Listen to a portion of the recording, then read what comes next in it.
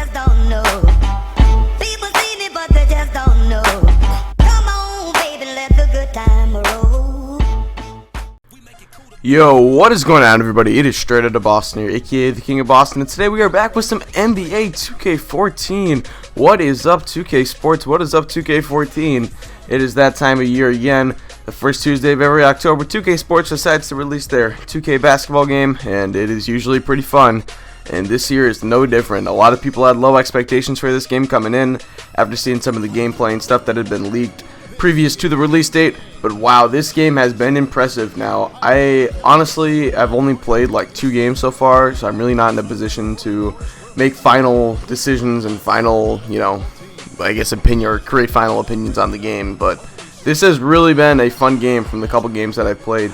You're going to see, this is a gameplay. I'm using the Boston Celtics, and I'm just going up against the computer, who is controlling the Golden State Warriors, and this is just like an exhibition game. I wanted to get some gameplay out so I could talk a little bit about the game, and talk a little bit about my plans for the game, what you're going to see on my channel from NBA 2K14. So let's first kind of get into my thoughts about the game. I think this game is such an improvement over 2K13. Just some little things that I've noticed off the bat. One, the physics engine is way different. It feels like a way different game than 2K13. It looks very similar, but I mean, it's just like the whole feel of it. It does not feel like 2K13. And also, I think there's a lot of nuances in the game that probably are going to go unnoticed by many people. But me, kind of being a basketball diehard and all that, I really noticed a lot of this stuff. I've noticed a lot of smarter AI, especially on the pick and roll. There's gonna be one play later in the game that I'll show you. It's a very good example of how smart the AI has gotten in this game, I do believe. And another thing that I noticed is, kind of a little thing that probably doesn't mean too much, but the fast break is really improved. Running the fast break in 2K13 was a bit frustrating because you never knew. And I have to digress for a minute. There's a perfect example of Rondo coming around the screen. One of the Warriors players playing off the ball helps as a help defender, but then leaves Marshawn Brooks open. That's something you see a lot in the NBA. That's something that you see when guys do pick and rolls at the top of the key. Other guys go to the corners for those exact situations. If a guy plays help, you're going to have to leave him open. You're going to have to leave another shooter open if you want to come over and play help. Here's a nice example of Jeff Green going to work at a smaller defender, taking advantage of that. You also saw a contact dunk from Harrison Barnes earlier in the game, just a couple plays ago. And back to what I was saying about the fast break, is the fast break's really improved. They actually call plays on the fast break now when you're running it, which is cool, so the game can kind of recognize when you're starting to run a fast break. And what it'll do is it'll send certain players to the three-point line, it'll send certain players cutting to the basket, it'll send, maybe a screen for you. So it's really smart. It's just like a whole, I don't know, I really like it. I really like the fast break. I think it's very improved.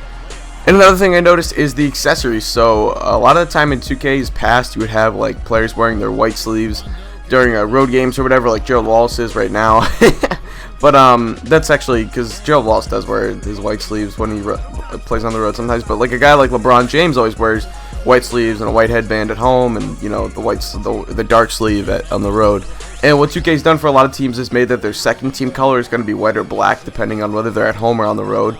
So I think that's pretty cool. That's just kind of a way they're trying to fix the accessories. You'll notice Steph Curry has the white knee bands on, and you'll notice the same for, I believe someone else has knee pads on for the Warriors here. But anyways, that's enough about the game for now. There is the play that I want to show you guys coming up in just a moment, and then after that we'll get into what you guys are going to see on my channel from NBA 2K14. But look at Jared Sullinger's nice mid-range shot right there. So here's the play. You give the ball to Rondo. He's at foul line extended. We're going to get the screen from Jared Sullinger. Sullinger cuts the baskets wide open. Klay Thompson plays nice help defense, but we make the extra pass to Jeff Green. And I thought that whole defensive sequence from the Warriors, and even the ending too, was a perfect example of 2K smarter AI.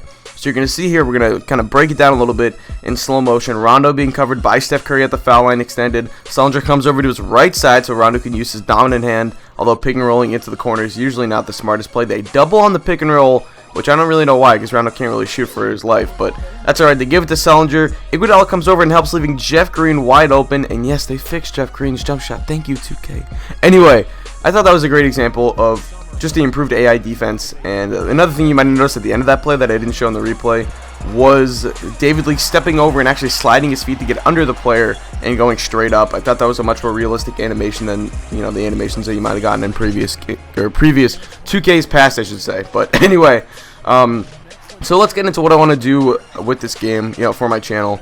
I definitely am going to do an association. The thing that's up in the air right now is when I'm going to start that. Now, I know I'm going to wait like a month or so, probably till around opening day, till I get some better rosters, till I get some finalized draft classes, because really, I wouldn't advise starting anything today, just because you're not going to have finalized draft classes, your rosters are going to be incomplete, players are missing, especially second round picks, and there's going to be so many roster moves between now and, November 1st or October 31st or whatever the season starts. There's so many roster moves made in camp every year. Sometimes it's even a big trade or two, like the James Harden trade last year, but for the most part, it's guys getting cut, guys getting signed, etc., etc., and those details are really important to a realistic association. So I'm going to be waiting a little bit on that. As for my team and my career, that is kind of what's up in the air right now, and I want to gauge your guys' interest in those two series. Now, I know a lot of people always ask me to do like my team and Madden Ultimate Team, but I did Madden Ultimate Team this year, and no one ever watched it, so I was a little bit disappointed in that. But if you guys really want to see some of my team, I guess I can try to put it up on the channel. I think what I struggle with, and at least I struggle with in Madden Ultimate Team, was I think that what makes my videos stand out when it comes to association and like MLB franchise is kind of my knowledge and understanding of the game and how the sport works and how to build good teams. And I think that that doesn't really translate over to a game mode like my team, so it's hard for my team videos or my Ultimate Team videos to stand out.